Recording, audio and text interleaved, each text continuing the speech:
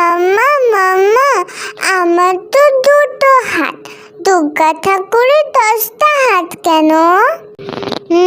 এটার পিছনে তো একটা ছোট্ট কাহিনী আছে। মাম্মা প্লিজ বলো না, আজকে আমি জানতে চাই। আসলে অসুরদের মহারাজ মহিষাসুর দেবতা এবং মানুষকে খুব অত্যাচার করছিল, তাকে কেউ হারাতেই পারছিল না। তখন সব দেবতারা তাদের শক্তি দিয়ে দুর্গা ঠাকুরকে বানিয়েছিল। দেবী 10 দিন ধরে মহালয়ার পর সপ্তম দিনে থেকে শুরু করে নবমী পর্যন্ত মহিষাসুরকে বধ করেন।